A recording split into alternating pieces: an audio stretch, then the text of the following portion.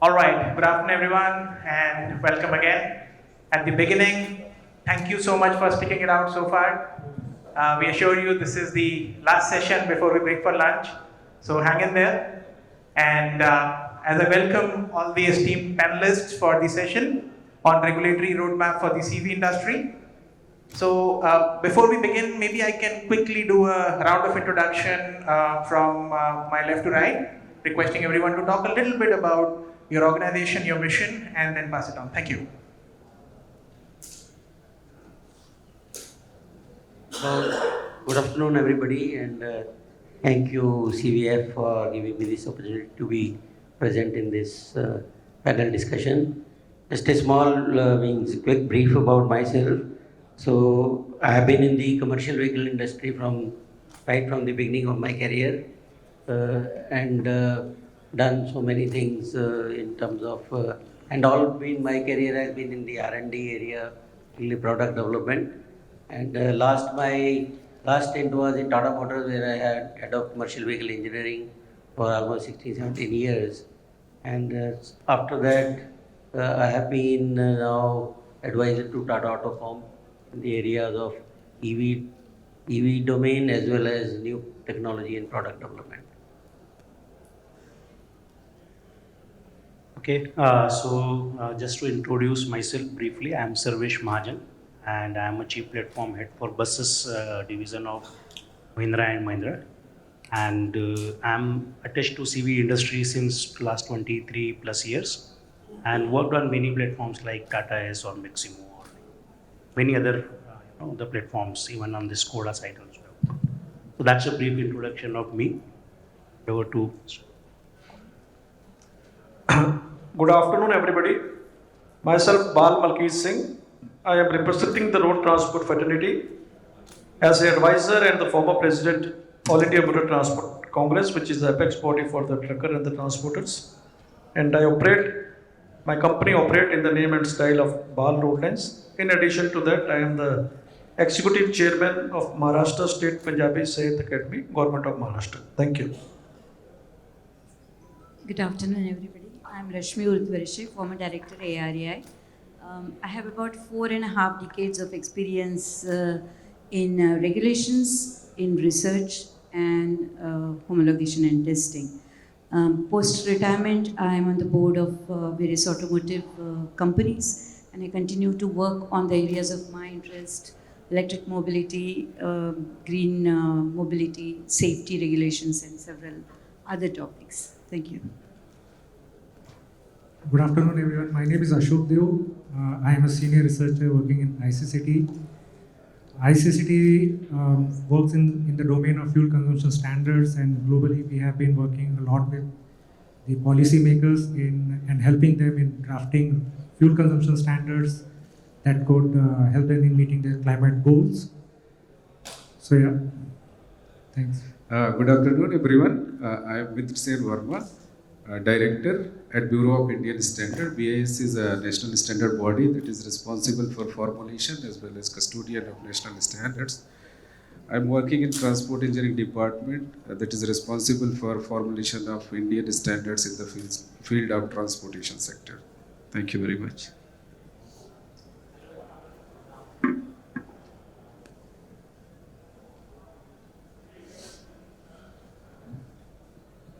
Hello.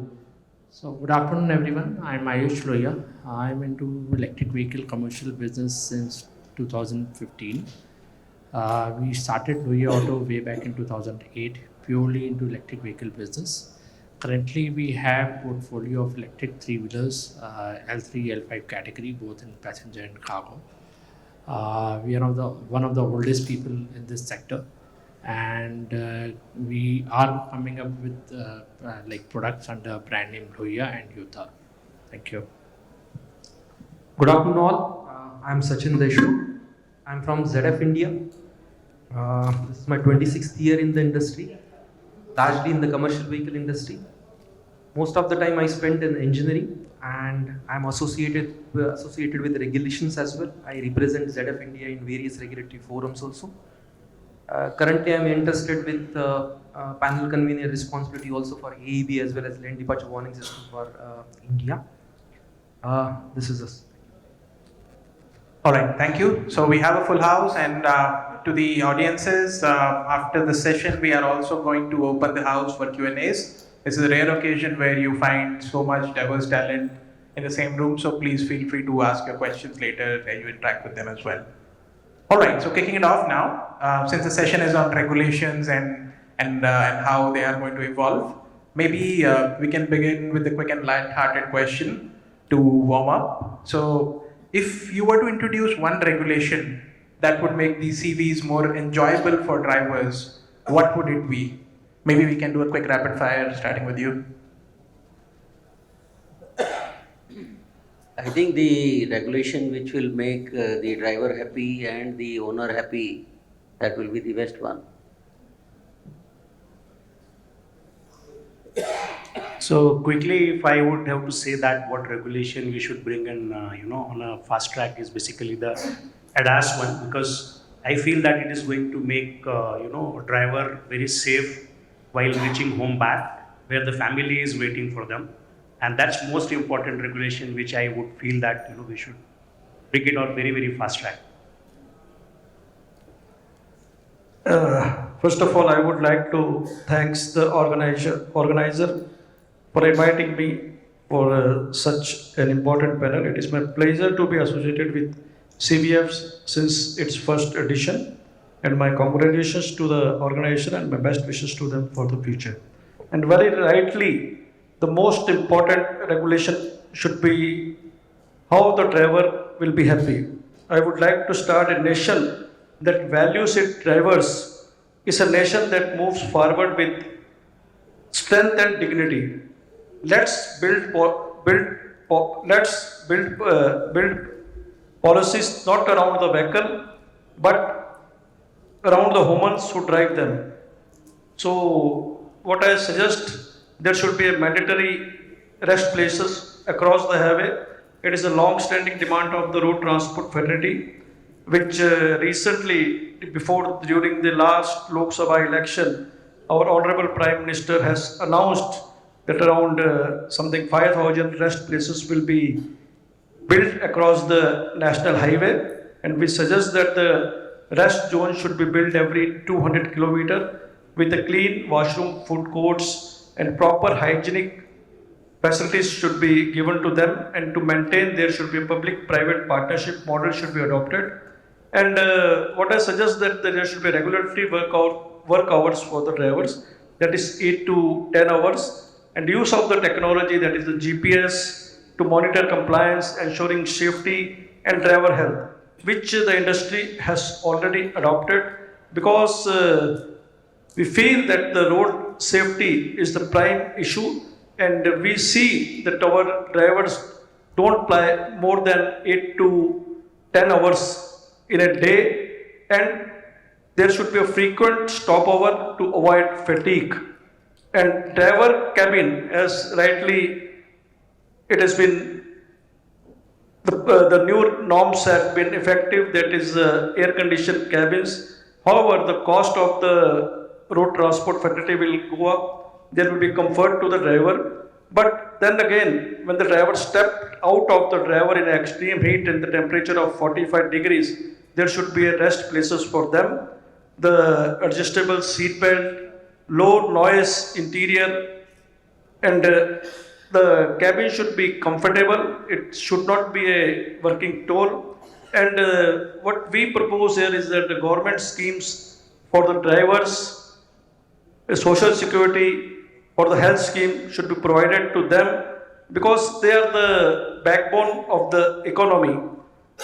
What we further propose is that skills certification should be given to them in way of a certificate on the lines of the airline pilots. And today the drivers are, they should be recognized as a logistic professional, enhancing their societal standing, because 90 lakh trucks operate on the roads, and still they have to long, lonely journey, poor working condition. You can see the enforcement agencies, harassment by the enforcement agencies, and route multiple checks, whereas the technology has been there various apps are there, Vahan Sarthi, where can on the handheld device of the enforcement officer it can be checked, but still there is the frequent stopover.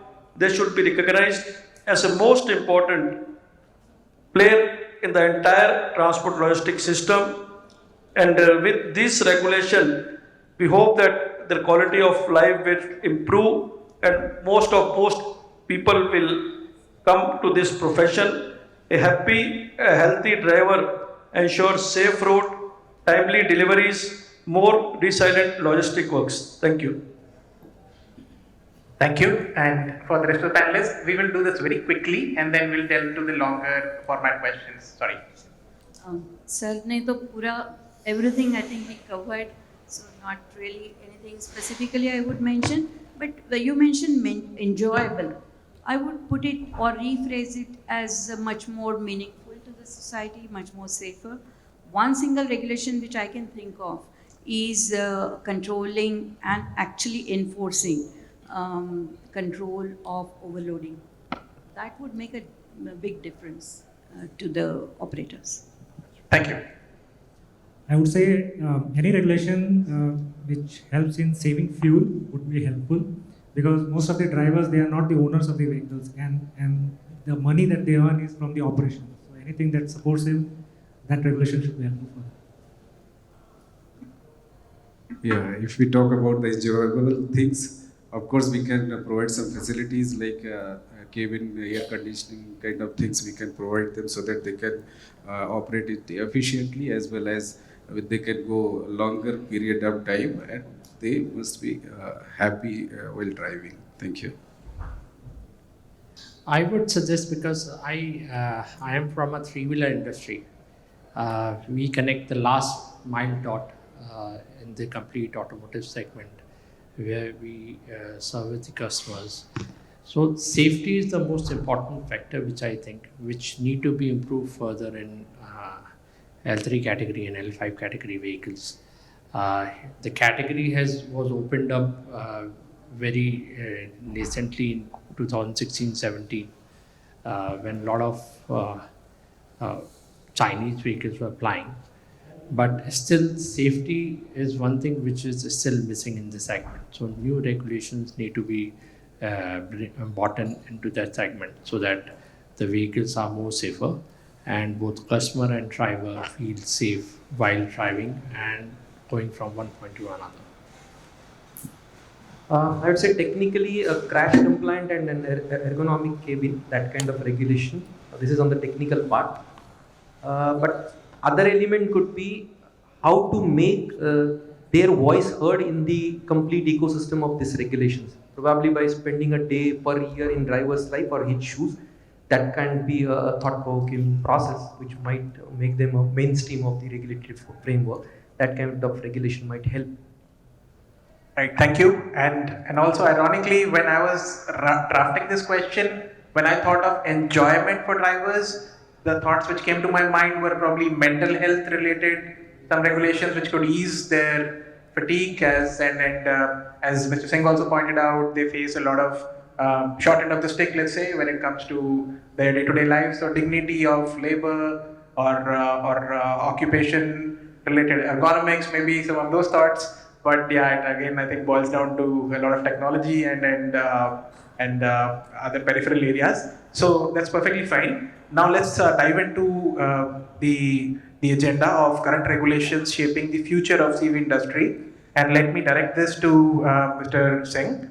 So Mr. Singh, from a commercial vehicle industry perspective, it has gone significant transformations. So while you covered some of them earlier, but in your view, what are some of the most impactful current regulations which have been shaping the future of CV industry? Today, the CV industry stands at a critical junction, evolving rapidly under the influence of positive, progressive regulatory reforms. The most impactful regulation for the future of the industry centered around three pillars. First is the government policies, safety standards, and environment sustainability. Government policies, which has been enabling growth and formalization. Various schemes has been launched by the government to promote the OEM for domestic production of the component, that is a production linked incentive scheme, PLI scheme, for electric and hydrogen based vehicle.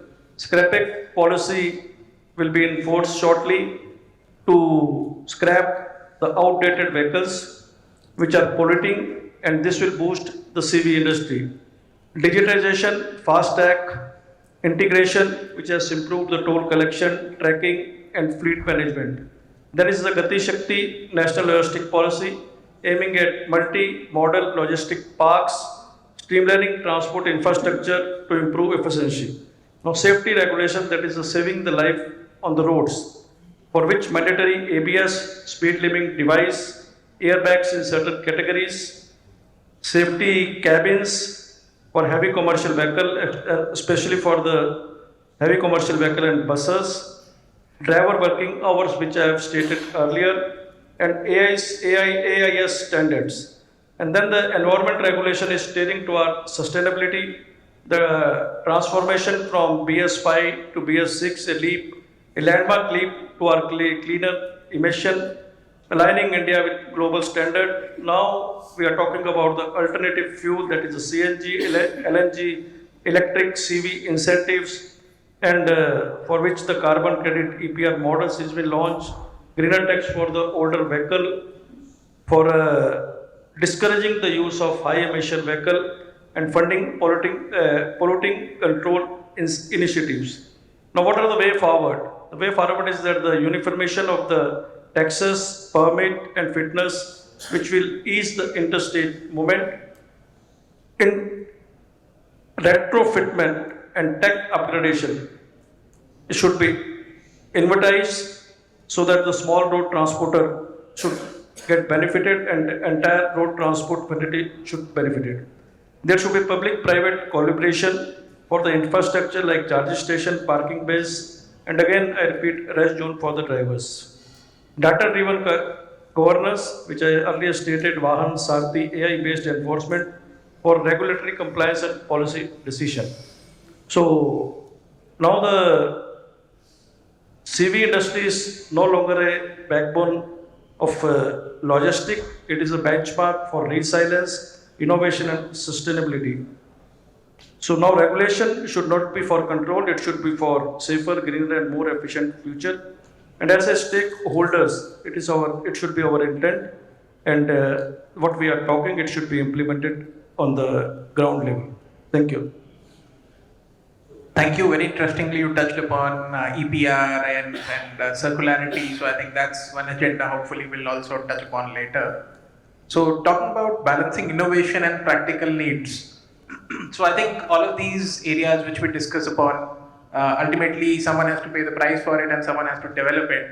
So from maybe bringing in Mr. Mahajan into this. So from a manufacturer's perspective, how do you think these regulations can help in balancing innovation with the practical needs of fleet operators and consumers? Because again, ultimately, this is a wafer thin margin industry, and there's always a challenge of what is the trade-off. So some thoughts on that, please.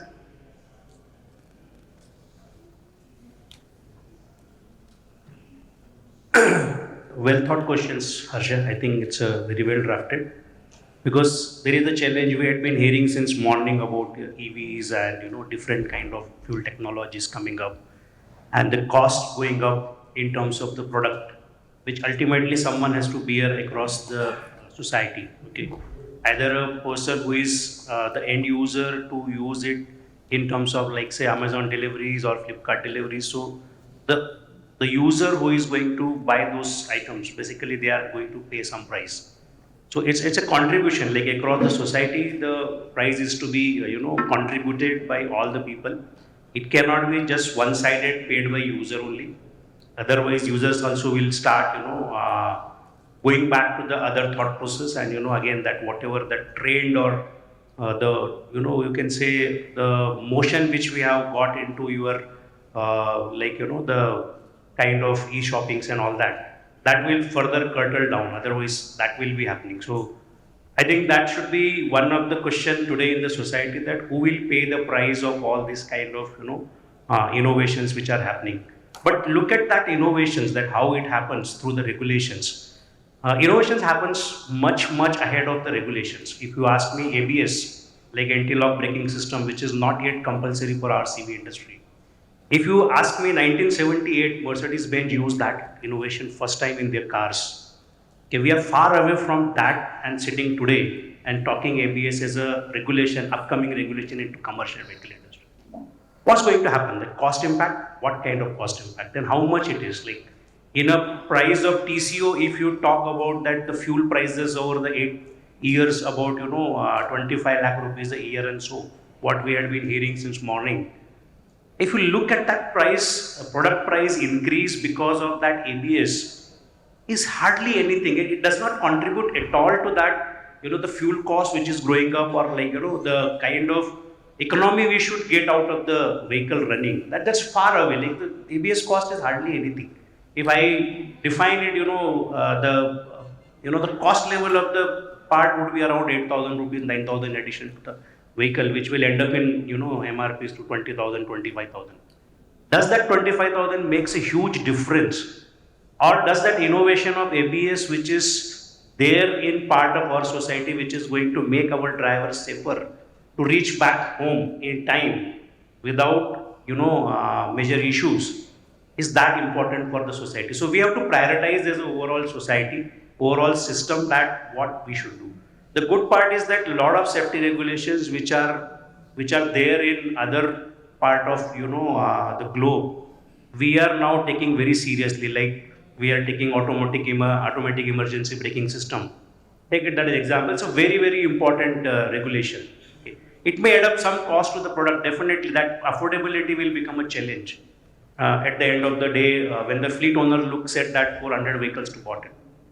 But that affordability, probably if we look at from the safety point of view, or from the driver's happiness point of view, or driver's retention point of view, we had been hearing since morning that we have only 65% drivers available in the industry against the requirement which is available. So you just imagine so many trucks are idle and not functioning, and we have already invested.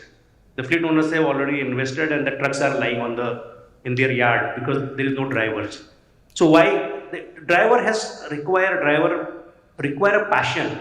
It requires a passion. So if we have to generate the driver society, and we have to start communicating to driver society. If you come back to the truck driving system, look, we have a lot of safer regulation for you. You can reach back home, because most of the people have that afraid in their mind when we talk to drivers, that whether I will reach back home or I will not reach back home. So that's the question.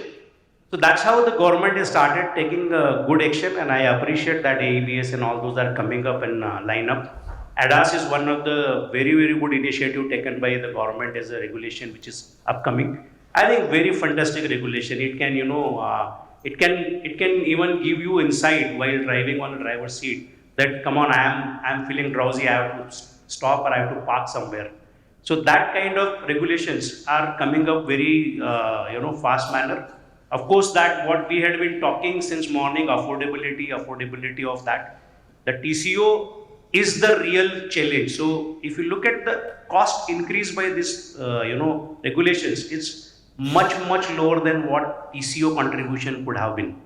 So I don't think that the affordability will be a challenge, but the regulations are very good. The innovation in terms of localization has to take place. In the morning, I heard from ZF CFO that the volumes are not coming up, so we are not localizing. And the cost difference, we look at the import cost, 3,000 rupees versus 600 rupees, manufacturing in India. So if the government start taking that promotions, that rather than, only making it actionable regulation, if they promote all the tier 1 also in parallel to localize with certain schemes, I think we will curb down all those things. I'll just take one simple example, and the last example. When we launched FAPS as a regulation in India, we all know probably that fire alarming and safety system. I still remember 2023, we had, by the June 2023, when the October was a launch date of it, we hardly had a supplier to supply those kind of components. We hardly had, so 1 or 2 suppliers. But by the time regulation came onto the verge of implementation, we had 9 suppliers available to us. and the cost competitiveness started getting into. The cost of product increases more than lakh rupees. The bus owners knows that very well, who the school bus owners, the fleet owners, they know very well. It's increased by more than 1 lakh rupees onto the product cost. So sales price is even beyond that, much beyond that. And we all had seen those advertisements, right? Tata's is giving, Mahindra's is giving, Eicher is giving, everyone is giving advertising. The prices are increasing, please buy non-FAPS vehicles. But look at the current situation in last 1.5 years. So many suppliers available, so many localization is happening. The cost is coming down by 30%, 40% on the system level. So it's a challenge for all of us. Innovation has to happen, and innovation is happening with all these regulations. And very good regulations are coming up. And I think ACK being one of the, I think I should give a kudos to the government that they thought of driver. And if you talk to fleet owners, I have spoken to one fleet owner after this AC regulation came in. What he said that lot of drivers, 100 days, if you see in a year, we will have high temperatures in India, across the India. Drivers will stop somewhere for 4 hours, 5 hours. They won't be able to drive. They will take some, good tree and they will stop there. And they will find some hotel, restaurant, they will stop there. Because they cannot drive at 45-degree temperature outside ambient and sitting in that truck. So, if we increase the price by putting AC, but at the same time we are increasing the efficiency of our driving. We are increasing the total, we are reducing the time of reach to the destination. So, ultimately, there are mix, innovation, cost, impact. Okay, it's an affordability impact. Look at EV as a regulation coming up into many states. So what the challenge? Challenge is basically route. How to define a route by that fleet owners. So that vehicle should reach back in time before it gets discharged. So lot of good things. I think I should appreciate the government bodies, ARI and CIRT and all those bodies who are really working good on the society front. Though we see the challenges on the first phase, affordability and all, but if we look at the overall contribution to the society, overall contribution to the drivers, overall contribution to the nation, I think we are on the right path. I think that's what from my side I would like to add up.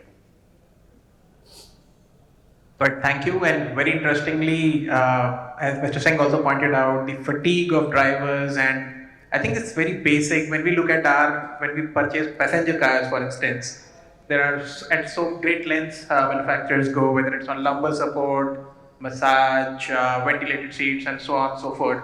And if a driver's expecting just an air conditioning cabin, but of course, there's a trade-off, like I mentioned. And again, talking about necessity being the mother of invention. So when the regulation on air cons was introduced, everyone thought, how are they going to do it in cowls? And today, it's there. So I think OEMs, it's not like they are limited on technology. It's just a regulatory nudge, and at the same time, the market, which also sort of emerges, and market forces drive the innovation forward. All right. So moving on to regulations, and Rashmi ma'am, you have been at the helm of ARAI. So from regulations perspective, generally regulations are often seen as a barrier to innovation. And how do you think regulations can actually facilitate innovation in the CV industry, particularly in terms of safety and environment standards? Thank you. Yes, what you said is the perception is that way.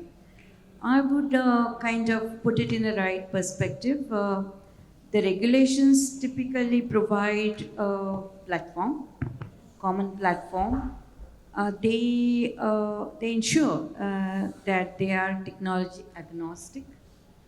They also ensure that they provide level playing field to the industry to develop solutions. And the fourth dimension, Mr. Mahajan also mentioned about it, that they typically lag the innovations. So when an innovation is ready, the regulation is not yet in sight at all. That's a fact, but it doesn't mean that the regulations are or should be seen as hurdles. They should be seen as the boundary within which you can play around with your innovation. If you look at how do we introduce innovations in the Indian market, We do typically incremental innovations. We also try to bring in innovations which already are established somewhere else, but see their relevance in the Indian context. That's another dimension. And the third is very typically Indian situation, getting a really innovative product in the market. In all these situations, I think if we keep in view how the regulations get developed in the country, we would be crossing that barriers much more seamlessly. I'll tell my experiences with two small examples. One of them was introduction of a lift axle. Dr. Zinzal knows about it. When lift axle was to be introduced, there was an enshrined axle combinations in CMVR which didn't allow, it didn't explicitly allow lift axle. So it took a lot of effort to understand the principles, understand the stated safety and other impact of such a technology, and then apply it to the current regulatory framework. It takes time, but it was not seen as a hurdle. It was seen as a future solution for the Indian industry. It took time, and by the way, it got established in much more sound manner. It also led to the future development of various combinations that would come on Indian roads. The second example I can think of is first time a hybrid concept was introduced on buses. It was seen as revolutionizing the concept of bus structure and bus powertrain. There were no regulations. Of course, the emission regulations were drafted keeping in view tailpipe emissions. So there was a lot of concern for safety. There was a concern for evaluation procedures. So keeping that framework, it took about 4 to 6 years to even arrive at an acceptable level of safety and emission regulations. But it was perceived as hindrance for the new technology that was developed. But that's how the society has to work within the framework.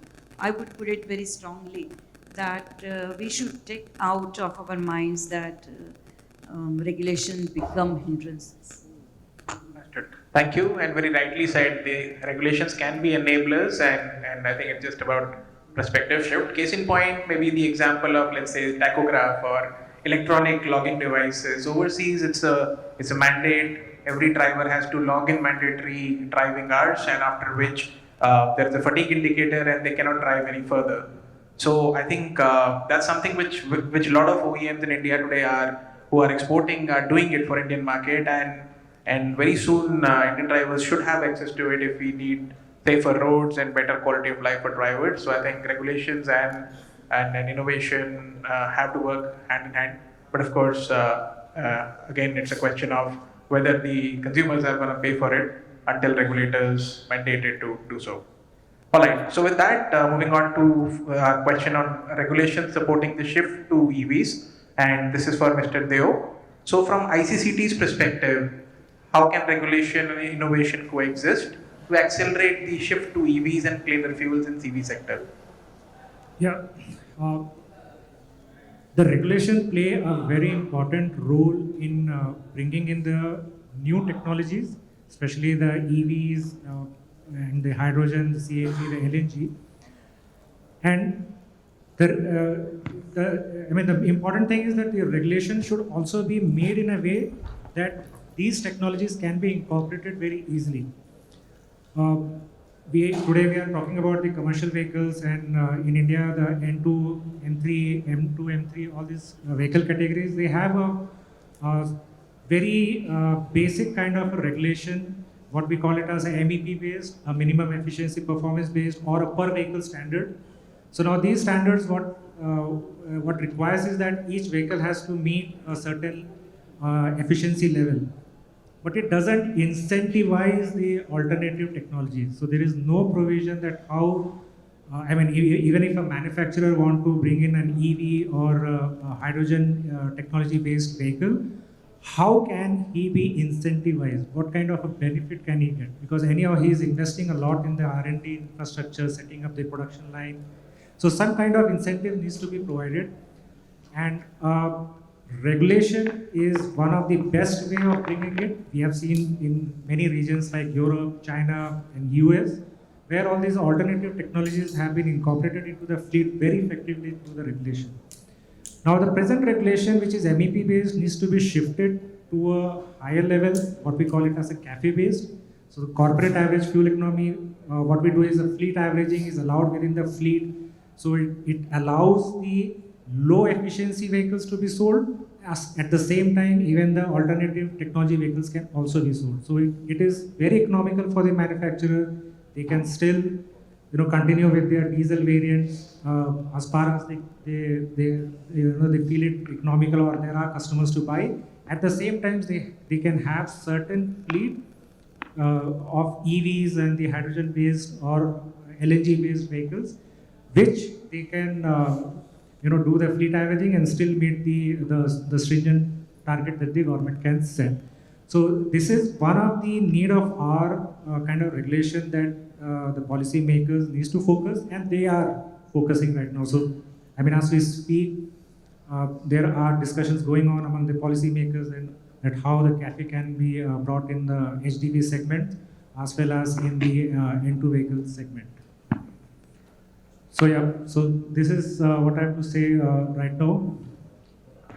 Thank you. And very interestingly, when we consult or when we talk to the CEOs or the management side of OEMs, there's always this question about which powertrain to bet on. I mean, there's, where do you put the capex on? Because ultimately, it has to make sense from an investment point of view. So the proverbial IRR, where does it come from? So I think you have ethanol blending, diesel, CNG, LNG, and a bunch of technologies. And while from a regulatory perspective, the focus is on emissions, but from an entrepreneur or from an investor point of view, there always has to be a question on how do you rationalize this, or because a manufacturer cannot bet on all horses because it's a limited capital game, and eventually, with our market particularly, that's always a challenge. So, from a regulatory perspective, how do you think manufacturers should approach any regulation changes which happen? Any thoughts on that? To repeat my question, basically, if I put on a cap of an investor or an OEM person, then the regulations sometimes outpace the capex deployment. So, any thoughts how this can be rationalized from an OEM perspective? From an OEM perspective, definitely there is investment required, and they have huge capex to be managed. But when we talk about regulations, especially with the fuel consumption standard, we need to look at a very higher perspective. India is a growing economy, and we are now the fourth largest economy, right? And India also has an ambition of becoming an export hub. Now, if you see other economies like China, which is the present export hub, Europe, they are also a well-developed economy, and their regulations are so stringent right now that most of the manufacturers have to make electric vehicles. They have to go for the alternative greener technologies. Now, if you are left behind right now, then it's the loss of the manufacturers.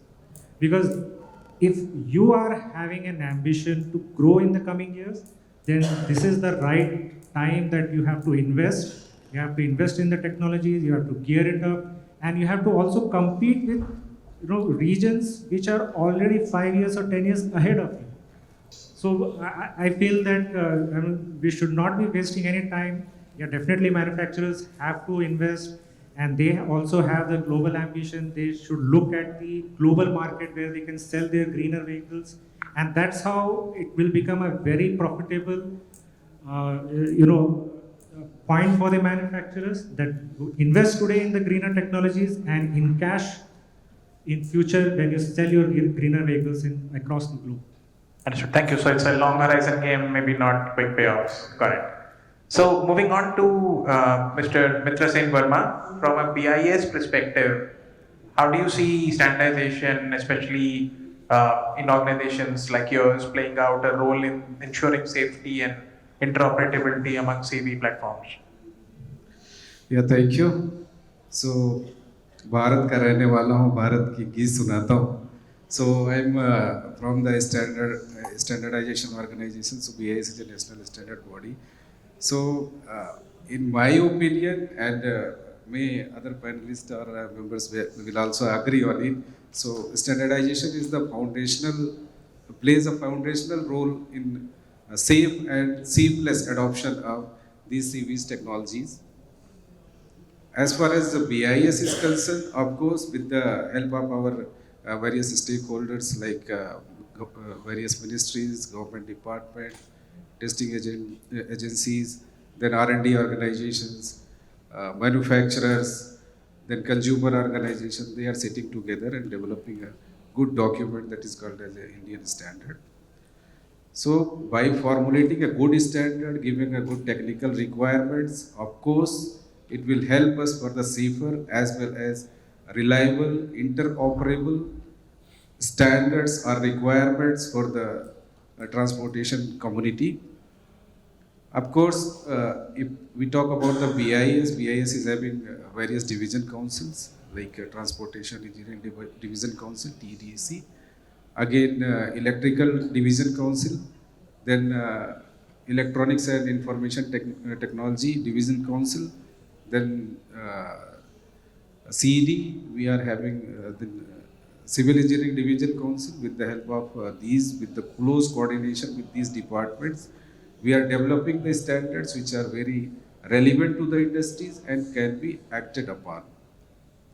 Without standard, what I think is no success story we can develop, because it always gives a platform to entrepreneurs, newcomers, because if you have developed one solution or developed one product, if you want to compete with the well-established manufacturers or organization, you need to have some document.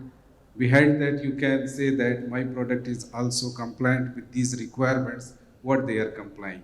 So it gives a common platform for newcomers to establish their product in the market. If we talk about these CVs technology, of course, it is being operated with the various components. They are, with the help of these components, together they can only operate the CVs. Of course, standards give a common language to the regulatory bodies, to the manufacturers, to the suppliers. They can understand and comply with their requirements for the effective implementation of any scheme. Right? If we are talking about BIS contribution, of course, BIS is continuously developing standards with the various stakeholders, and one recent initiative we have started harmonizing national standard with the international standards. That is a very important aspect of this, so that we can, if all our standards are well harmonized with the ISO IEC, because BIS is the founder member of ISO as well as having close coordination with IEC also, we are harmonizing all the standards related to transport or other sectors also with the international best practices, so that our products developed by our nation can be accepted in whole world. That is one contribution being given by the BIS with the help of our various organizations. So, in my opinion, without help of any regulation, without help of good standardization, of course, we cannot develop a robust system. We cannot indigenize our products. New area is cyber security. All the vehicles are well equipped, many electronic products, software solutions. So cyber security is the biggest threat, what I understand. For that also, in close coordination with MIT, we are working and we are developing the standards so that we can have some document, may not be perfect document, but will have a document. Later we can optimize it, improve it, developing document and providing to the industry for reference. So I think, in my opinion, standards plays very crucial and vital role for seamless adoption of CV's technologies. Thank you. Thank you. Very interestingly, you mentioned about cybersecurity, and now with SDVization, I think that's another area where a lot of strides of technology evolution will happen. So, are there any early signs you want to give to the manufacturers about any upcoming BIS standards so that they are sort of prepared for it? Yeah, traffic management system. Lastly, we have deliberated. Our chairperson is from my team only. With their help, we have developed this standard that is in printing stage, so that is likely to come. And we have received 3 proposals on the cybersecurity part as well as V2X connection. So we are working on it with the close coordination with MIT, CDAC, and other IIT Madras, IIT Mumbai, then NITs, because we are having MOU with premier institute like IITs and NITs. So they are also contributing in standardization so that we can have a research-based standardization process. Thank you. Thank you. So moving on to Mr. Lohia. So, Mr. Lohia, you are from the EV industry, and as you mentioned, this is the last mile where all the rubber meets the road. And EV industry has probably seen the fastest evolution when it comes to regulations over a very short span of time.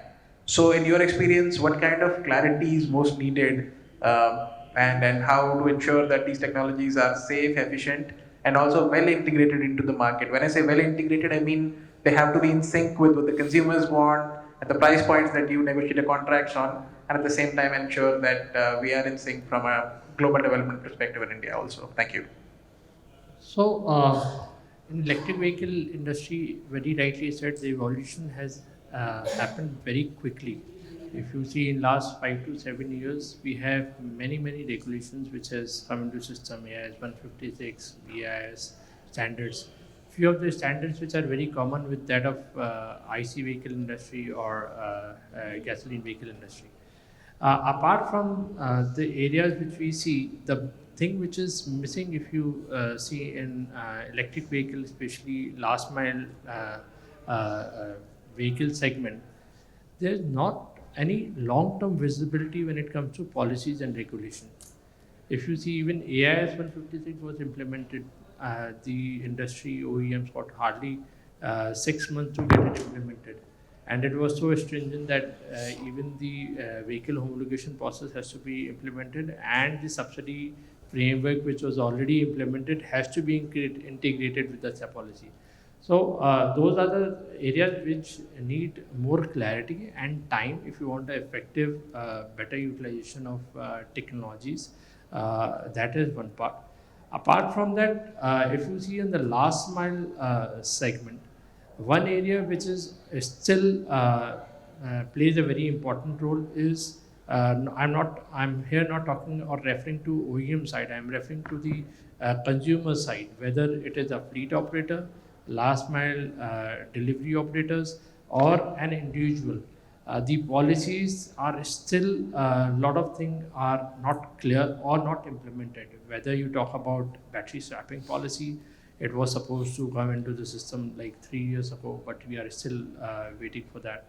Then we talk about the operating rental policy, which was supposed to be out so that we have a better structure and definement whether the vehicle is to be used for the personal use or for the delivery e-commerce sector or delivery sector in last mile delivery is concerned. Being the industry is moving from delivery which was for 6 hours, 3 hours, now we are coming to 10 minutes delivery.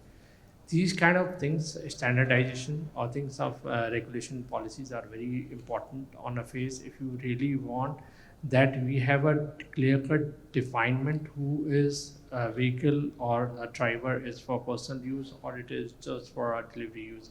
Otherwise, if these policies are delayed, whether the rental policy is concerned or the commercial number plate policy for a two-wheeler is concerned, these are the things which are actually the industry is waiting for quite a long time, where we can definitely increase the penetration also and the clarity will give a very decisive decision to the new age entrepreneurs, where they can think of getting into a full-fledged industry and make sure that we have a long-term objective to be serviced here. So apart from what I will like to say, the standardization or policy regulations at the OEM side, even at the implementation for the vehicle drivability is concerned, need to be implemented and introduced in a time-bound manner. Thank you. So moving on to the last two questions of the panel before we move into the Q&A. So with you, Mr. Deshmukh, as someone who's deeply involved with the chassis structure and control for commercial vehicles, any thoughts on how the government bodies can better support fleet regulators, especially the small and medium ones, in adopting to evolving regulations? Thank you. Sure, thank you. Probably I'll start with the challenges which a small fleet, let it be a single vehicle owner or a mid-sized fleet. Typically, maybe Mr. Singh has already elaborated a few of the challenges and he's the right person to talk on that. But from the industry perspective, we can frame it a bit. Example, starting from the finance side, it's a cost of compliance end of the day. We got in BS6, now the AC cabins are coming in, a lot of safety regulations are coming in. So to comply to these regulatory framework, end of the day, the end consumer or the fleet has to pay to acquire that vehicle. I'll first brief the challenges and then maybe try to elaborate how the probable solutions can be around it. Second thing is the technical awareness. There are a lot of new technologies coming into the vehicle, a lot of electronics is going into the vehicle, software-driven vehicles are being talked about, etc. So awareness around the technology could be another challenge. Skill set point of view, I would say technically knowledgeable. We cannot expect a driver to be really technically competent or a fleet owner to be very tech savvy, knowing each and every aspect of the vehicle. But still, today there is an explosion of information in the form of internet. Still, a lot of information is available, and it can be. Still, there is a scarcity with respect to a lot of new technologies coming in, a lot of electronics coming in the vehicle. So this could be the third challenge. And lastly, the enforcement challenges, because a commercial vehicle is not bought for the individual use. It is there to carry the freight or the passengers, etc. Every year there is a fitness, there is a lot of compliance to be ensured. Again, there are a lot of hurdles with respect to complying to those year and again, this whole ecosystem, or I would say this smaller fleets, individual vehicle owner is exposed to a lot of unregulated ecosystem also. Let it be bodybuilding, let it be fitness certifications, the agent, whoever is supporting them, etc. So these could be, I'd say, preliminary challenges which our fleets or smaller fleets are currently experiencing, and probable solutions in the form of regulatory framework or in the form of government policies could be probably on the financing front. There can be they can be organized the way, let's say, micro and small enterprises are organized currently. Subsidized interest rates can be offered to them, so that again they will become a part of the bigger ecosystem, because transportation industry is contributing in the country's GDP, I would say more than 13% plus. That kind of industry definitely it's a backbone of our economy, and that need to be supported. So in the financial front, this can be few elements. Then now passenger car, we have kind of voluntary B and cap ratings. So tomorrow, if these kind of ratings are considered for the commercial vehicles, and if let's say 5-star rated vehicle, he will get 1% subsidy in the interest rate. Could be one of the solution. These are the probable solutions on the financial front. Then I'd say awareness front, a lot of organizations, private organizations, government organizations are doing a lot of things under CSR or different initiatives like IDTR in Pune. They're really grooming good drivers, technically competent drivers. So that scale can be increased to make them aware about different technologies in the vehicle, by means of which they'll become a part of the mainstream society. Their dignity, their respect can be further enhanced, and they will be, I'd say, a bigger contributor in the whole ecosystem. And lastly, on the enforcement side, we are digital. You can see India is a fact bearer, let's say, in the digital economy. We pay almost everything through QR codes today. But similar, I would say, provisions or similar systems are not there in the transportation sector. in the, I would say, breakout session we were talking about, and Singh Sab was very rightly pointing out, still the border crossings, the challan system, still e-way bill is already available, but still a lot of physical paperwork is still existent. On the borders, a vehicle need to wait for hours and hours together. It's a lost the Indian economy, in other words. So that way, somehow how this can be digitalized again, everything should be on a single click. So there are definitely measures being taken by the governments, like e-vehicles will be omitted from the tolls, upcoming discussions going on. UP government have declared relaxations in the road tax for the hybrid vehicles or electrified vehicles. So those kind of initiatives are already there, but maybe these kind of reforms could help these small fleets to be a part of the mainstream ecosystem, and definitely then they'll flourish. Thank you. And my last question to Dr. Jindal. So Dr. Jindal, you advise Tata Autocom, and in your experience, how do you see the government regulations aligning with manufacturers' goals to ensure a successful and sustainable CV ecosystem? Maybe we can take very quick comments because we're almost run out of time. Sorry, we stretched this. See, before answering your question, I want to add a little bit perspective to the regulations which we were talking about, whether they are the hindrance or they are the enablers and all that.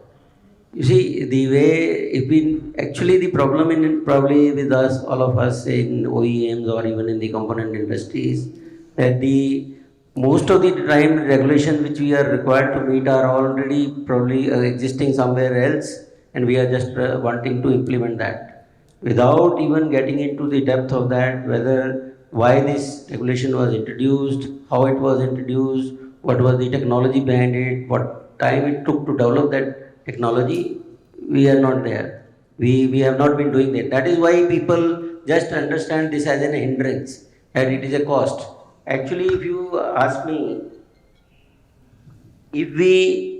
let's say we have been talking about safety. Now, today we know that in India the number of accidents are 150,000 people are losing their life, 450 people are losing life every day on roads. This should have been our topmost agenda for implementing any regulations, any design, innovation or anything. But unfortunately it has taken so many years to even come to this level. And the second part is that even when now this regulation is getting introduced, maybe there is not very good awareness in the people that this is being introduced for them only.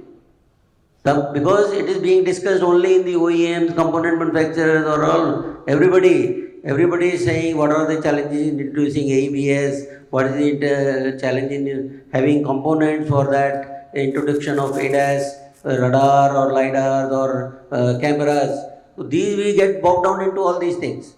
Primarily the focus should be on that why this regulation is there, why we want to introduce this, what is going to be the economic impact of that. The accidents, because I know when 10 years or 15 years back in my Tata Motor days when we started looking at this accident, in fact we made a special team in Tata Motors which was tasked with only to find out the root cause of the accidents, why they are happening, whether it is the driver fault, whether it was the infrastructure fault, whether the roads were bad or what was the condition. So and even at that time we started working on that. In fact, maybe people who have been following the Auto Expo, we introduced this AEBS, blind spot detection, lane departure warning, etc. We introduced on our truck 10 years back, and it was there. In fact, we were thinking that we can push it in the market, these trucks, but obviously because of the other competitive reasons, these trucks didn't come on the road. I am happy that now they will be coming on the road. So the primary purpose is that the regulation has to be introduced to address a need. Airbags is one example. Airbag regulation per se as a regulation, probably even it is not there today even. But it is being driven by the need to have, say, the fatalities when you have a frontal collision. So same thing, in fact, we wanted to bring it in the trucks also because unfortunately in India, a lot of accidents happen in the night, if you would see. And particularly in the early hours of the day, 3 to 5 a.m. in the morning. Because that is the time when the driver, after his fatigue, because most of the driving happening in the night, and he is fatigued, and that is the time when he is feeling sleepy, and a lot of accidents happen because of that. The second, there are, say the lights, the rear lights are not well lit or the roads are not well lit. So you would have seen a lot of accidents which are banned from the rear, particularly in trucks. Lot of people have lost their life. So in fact, we started researching on that to introduce this ABS or collision mitigation system to address these issues only, so that at least these kind of accidents can be avoided. So that is just brief. So the regulation has to be more driven by creating awareness about what problem we are addressing. I think the second thing which has already been said, but I will only say briefly about the second is the efficiency part of it. Because as I said in the beginning, there are two main stakeholders. One is the driver, the another is the operator who has to earn, particularly commercial vehicles. The owner has to earn money out of it. It is a business for him. It is not just a hobby. Like in cars, people will spend money, 50, 40 lakhs of rupees to buy a Mercedes, BMW or all, because he for his pleasure. That's why a lot of people are giving all those features in the cars. But in commercial vehicles, probably not there, because the owner's main purpose is efficiency. He doesn't bother about driver, or the drivers, nobody bothers about driver. So the point is about coming back to the efficiency part. That is the second thing, because if I look at efficiency is at least in Indian context, it is India's dire need, because we import all our fuel, 80, 90% of the fuel we import. And it's a big drain on the foreign exchange. So I did it on the top of envelope calculation, but of course this calculation was passenger car, but equally it applies for this, as was being said about the regulation for improving the fuel efficiency. If we do, let's say the passenger car, if all the passenger car, 4 million passenger cars which we make, are converted to hybrid, with which 20-25% improvement in fuel economy can be achieved, we will save some 800 million liters of fuel, and almost $8 or $9 billion we will save annually. In fact, that saved money can be flowed back into many other incentives for people to develop technology or anything. So I think the regulation, in short, since we are out of time, we need to look at the regulations more from a need basis. How do we improve the the life of the all stakeholders, or make them make their living out of it, or make earning out of this? So from that perspective, we should look at the regulations. I think I'll stop there. Thank you very much. Right. Thank you, Dr. Jindal. So with that, we've come to the end of the session. Unfortunately, we are a little over time, so probably we can save the questions for the lunch break, and that's where you can interact with the panelists and save and have a broader insight. So with that, let me begin by expressing deep gratitude to all the panelists for your valuable insights. Like I said, it's a rare occasion when you get entire spectrum of regulators, value chain, all across. So, and huge shout out to CVF for putting this together. Thank you so much for doing this year on year. So thanks again, and hope you guys a great day ahead. Thank you so much.